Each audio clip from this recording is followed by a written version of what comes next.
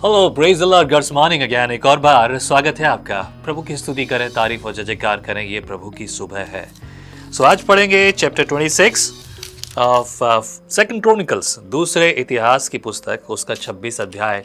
राजा उज्जिया की कहानी शुरू हो रही है और यहूदा में उज्जिया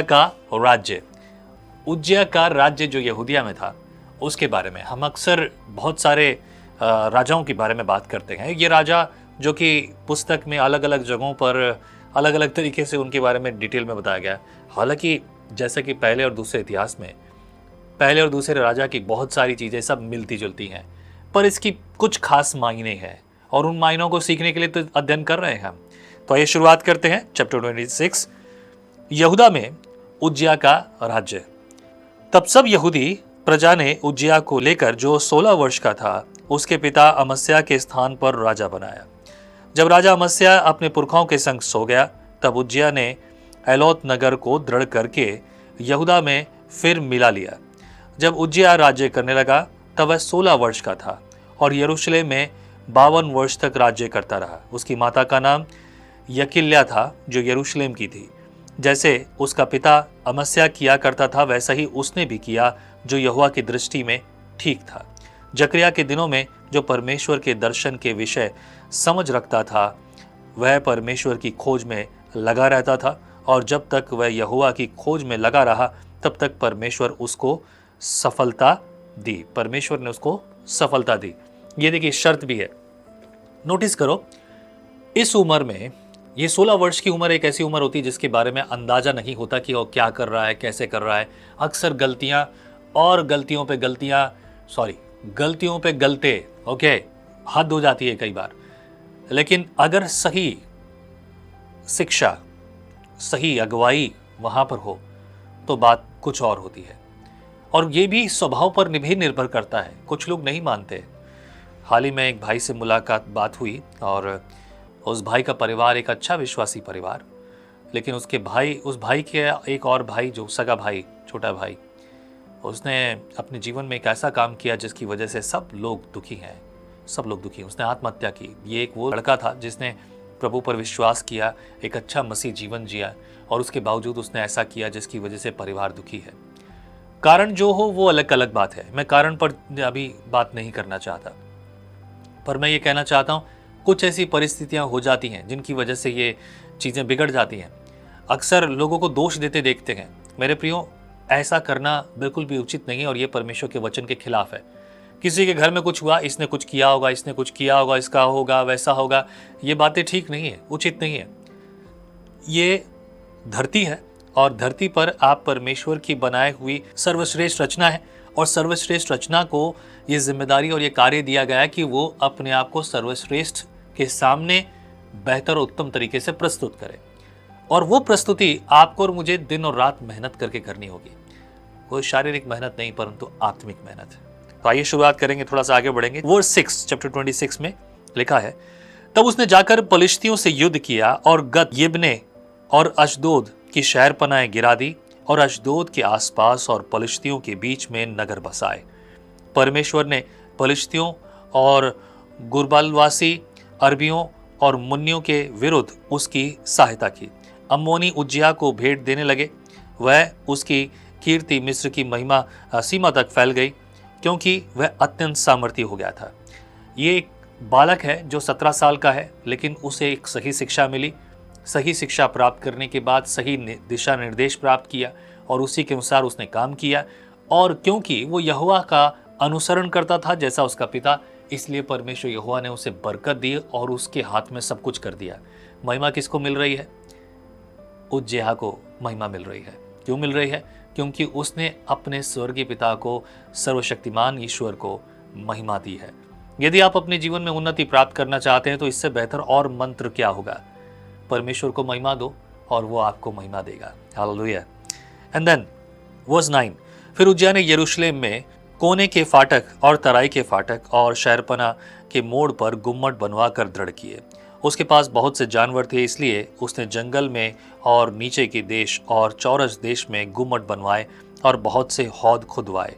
और पहाड़ों पर और कारमेल में उसके किसान और दाख की बारियों के मालिक थे, क्योंकि वह खेती किसानी करने वाला था। फिर उज्जया के योद्धाओं ने एक सेना थी जिनकी गिनती येशेल मुंशी और मासेया सरदार हनन्या नामक राजा के एक हाकिम की आज्ञा से करते थे और उसके अनुसार वह दल बांधकर लड़ने को जाती थी। पितरों के घराने के मुख्य मुख्य पुरुष जो शूरवीर थे, उनकी पूरी गिनती 2600 थी और उनके अधिकार में 3,7,500 की एक बड़ी सेना थी जो शत्रुओं के विरुद्ध राजा की सहायता करने को दल बल से युद्ध करने वाले थे। उनके लिए अर्थात पूरी सेना के लिए उज्जया ने ढाले, भाले, टोप, झिलम, धनुष और गोफन के पत्थर तैयार किए।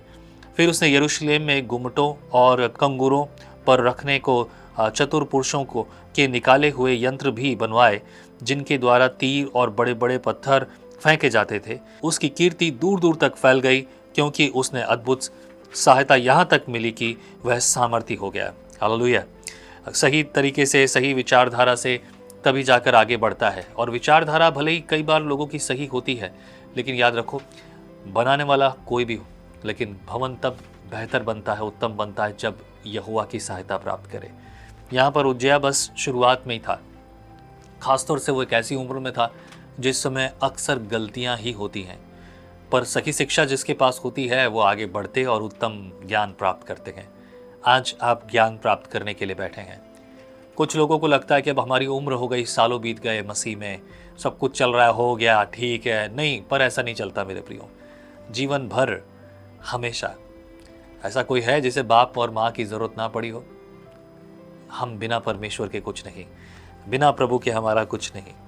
वर्स 16 पद में इस प्रकार से लिखा है, परंतु जब वह सामर्थी हो गया तब उसका मन फूल उठा और उसने बिगड़कर अपने परमेश्वर यहोवा का विश्वासघात किया। अर्थात वह धूप की वेदी पर धूप जलाने को यहोवा के मंदिर में घुस गया। पर अर्जा याजक उसके बाद भीतर गया और उसके संग यहोवा के 80 याजक भी जो वीर थे गए। उन्होंने उज्जिया राजा का सामना करके उससे कहा, हे उज्जिया, यहोवा के लिए धूप जलाना तेरा काम नहीं, हारून की संतान अर्थात उन याजकों ही का काम है जो धूप जलाने को पवित्र किए गए हैं। तो परम पवित्र स्थान से निकल जा, तूने विश्वासघात किया है। यहोवा परमेश्वर की ओर से यह तेरी महिमा का कारण न होगा। तब उज्जिया धूप जलाने को धूपदान हाथ में लिए हुए झुलझुला उठा। वह याजकों पर झुलझुला रहा था कि याजकों के देखते देखते यहोवा के भवन में धूप की वेदी के पास ही उसके माथे पर कोढ़ प्रकट हुआ। अर्जिया महायाजक और सब याजकों ने उस पर दृष्टि की और क्या देखा कि उसके माथे पर कोढ़ निकला है।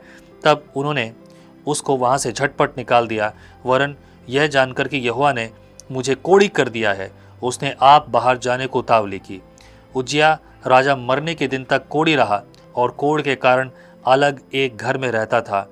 वह यहोवा के भवन में जाने न पाता था और उसका पुत्र योताम राजघराने के काम पर नियुक्त किया गया और वह लोगों का न्याय भी करता था। आदि से अंत तक उज्जिया के और कामों के वर्णन आमोस के पुत्र यशायाह नबी ने लिखा है। अंत में उज्जिया अपने पुरखाओं के संग सो गया और उसको उसके पुरखाओं के निकट राजाओं के मिट्टी देने के खेत में मिट्टी दी गई, क्योंकि उन्होंने कहा वह कोढ़ी है।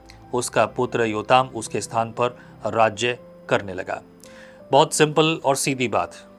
यदि आप आज्ञाएं मानोगे तो आपके लिए वो सब बातें परमेश्वर की ओर से होंगी जो परमेश्वर ने रखा है।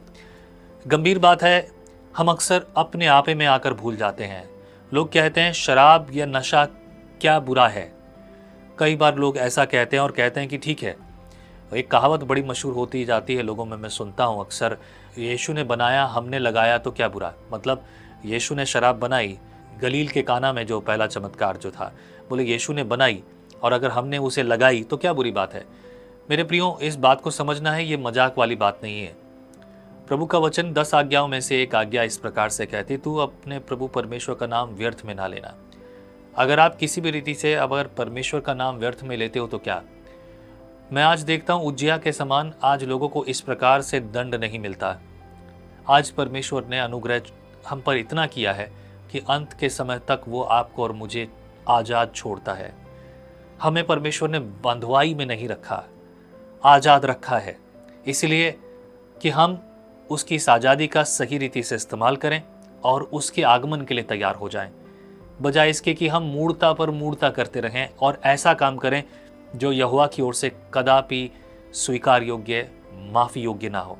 मेरे प्रियो, आज मौका है, आप इस पर आज मनन करें, चिंतन करें। उज्जियाह जब तक परमेश्वर के साथ रहा, परमेश्वर ने उसे बहुत आयत से बरकत दी और उसकी कीर्ति पूरी पृथ्वी पर फैल गई। लेकिन वही उज्जियाह जिसका मन फूल गया था, जो अपने घमंड में आ गया था, और वो यहोवा के मंदिर में धूपदान लेकर चला गया, और याजकों के मना करने के बावजूद जब उसने ना माना तो उसका परिणाम उसी समय परमेश्वर यहोवा ने उसे दिया। यही गलती हम अक्सर हमेशा करते हैं। हम अपने आप को कुछ समझने लगते हैं, कुछ भले ही हमारे पास हो जाए। देखिए, सफलता की सीढ़ी नम्रता और दीनता से शुरू होती है।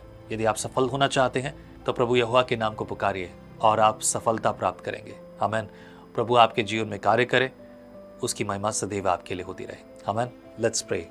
Father lord bless us. प्रभु बुद्धि दे, ज्ञान दे, मेरा मन ना फूले, और प्रभु फूलना और अलग व्यवहार करना जो तेरी दृष्टि में बुरा है, ऐसा व्यवहार करना प्रभु हमसे दूर रहे।